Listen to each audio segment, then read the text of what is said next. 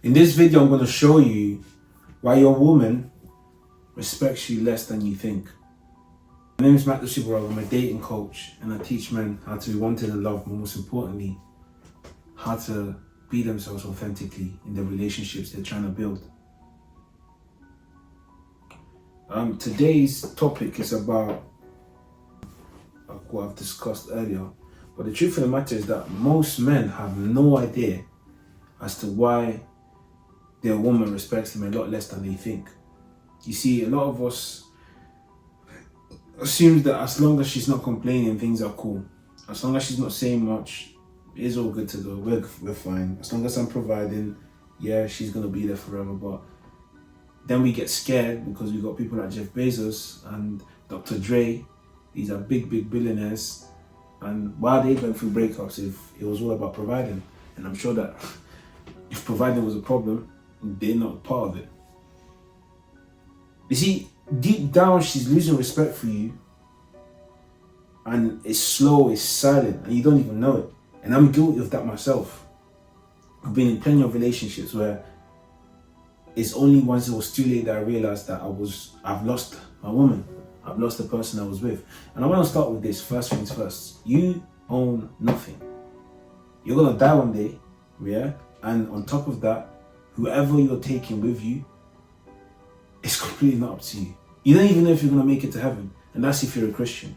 Now, if you don't believe in God, you ain't even got anything to look forward to. You're just dead, right?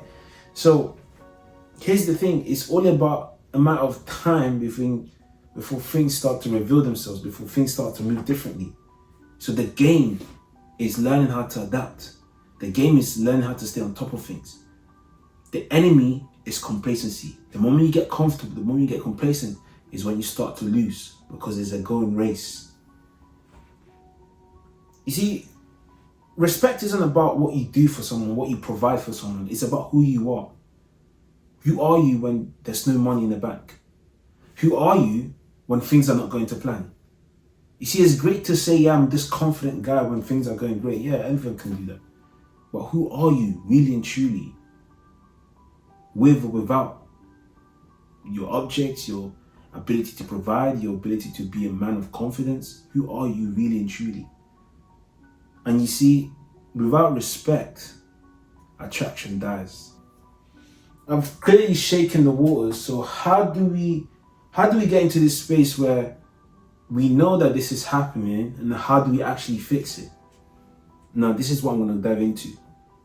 You see, number one is you're too available, and she can feel it.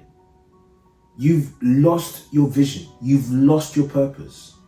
You see, as a man, it's imperative to understand that the main value a woman will place on you is attention.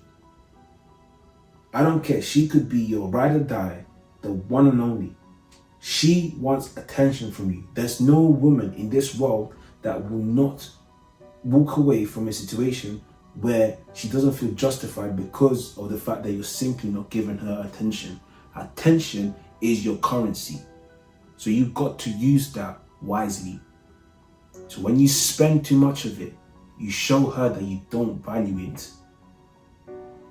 This is not because you don't want to make time for her, but it's so that the simple law of supply and demand can keep balance in your relationship. When you're too available, when you're too there, you're too present, you don't give her the opportunity to miss you, she's going to feel like you're always there for her. And I've got a story to back this up. I remember when I was in a relationship and I said to the girl I was with at the time, it's like, I don't even care about my dreams. I just want you to succeed.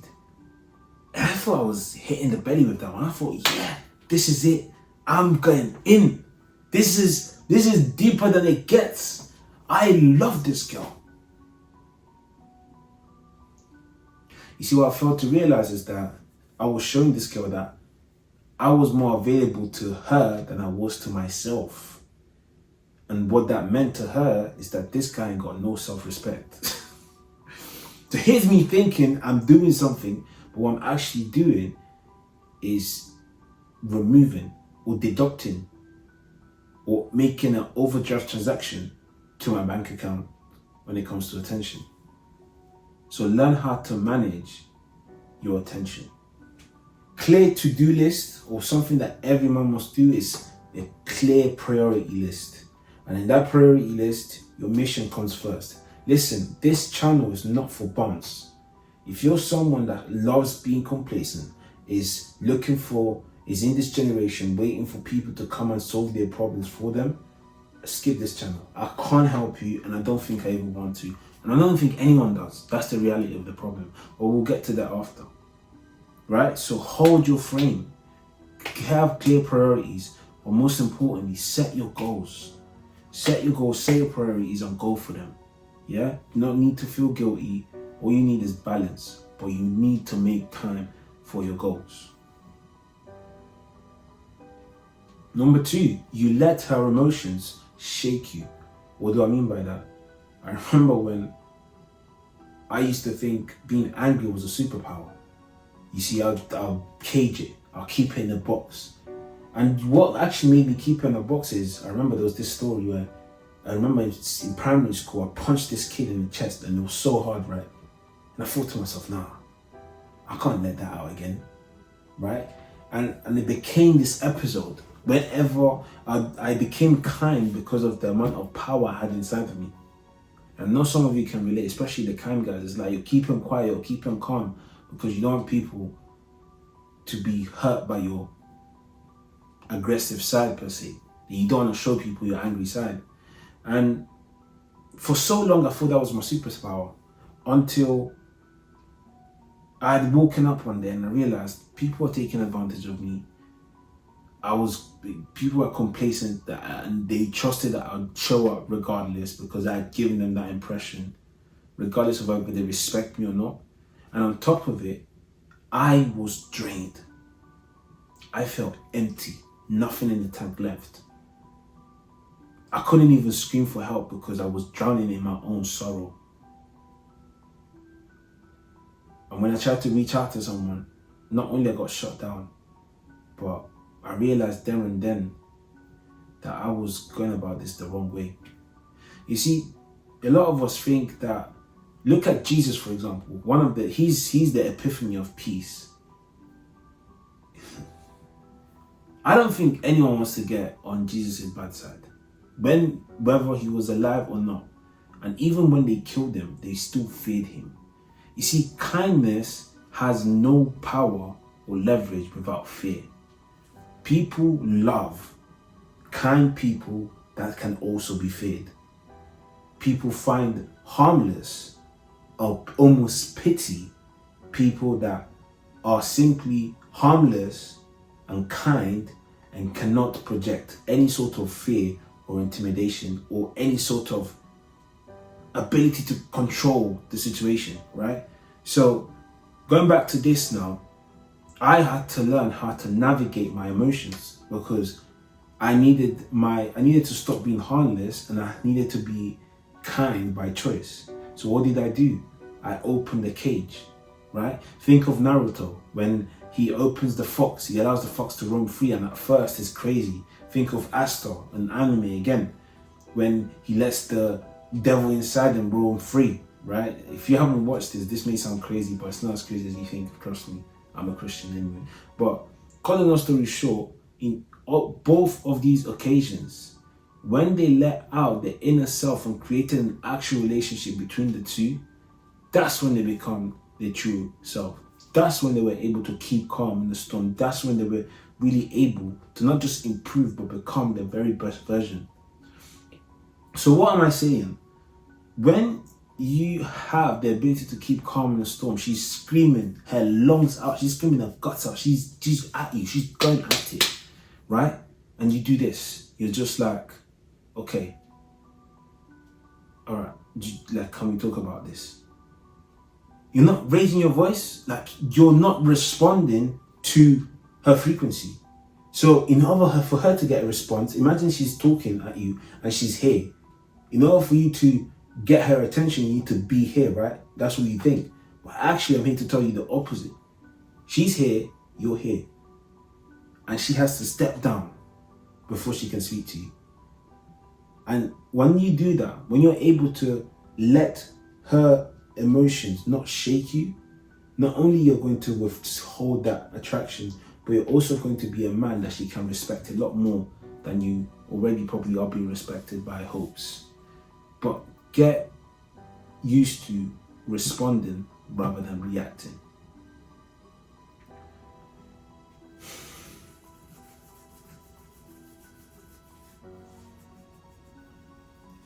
You see, women like to choose, and they like to choose their men. They want to know that if push came to shove, the man they picked is the best man they can get. And this is why self-improvement is so key. You see me, I've gotten married, right? I was in a relationship, I've been in a relationship for a while now. And why am I still in my best shape or physique? It's because I still want my woman to be someone to be the guy that she's chosen rather than the person that she's settling with or the person that she's had to just commit to. And I've seen that so many times, especially in today's society, where people are like, oh, I got married, I got comfortable, I started gaining weight, all this stuff. And I'm like, no, that's exactly, because you don't like your wife, right, doing the exact same thing. I've seen contracts where clients have come to me and have said to me, listen, I've told my wife that if she gains so and so weight, divorce, and she's walking away with nothing, straight, right? And the woman signed up to it. And I'm not saying that's an example of what you should do, because I think that personally, I didn't say it to him at the time, but I thought that was a pretty crappy suggestion. But what I'm saying in essence is, make it your standard to be at your best version so that you can maintain a high level frequency type of relationship, especially if you're working on yourself. This will not work if you're two fat people in a relationship. I hate complacency. I don't know if you can tell, but I just hate people just being comfortable, just staying mediocre and just unhealthy. I don't get it. It does my head in. Anyways, it is what it is. We have become the man that she chooses rather than the man she's settling with. Okay? That's the best way. The best way to protect yourself from a divorce, is by making sure that you're always working on yourself. That she knows that you're a man that's on the go. You didn't get comfortable. You didn't sleep on the job.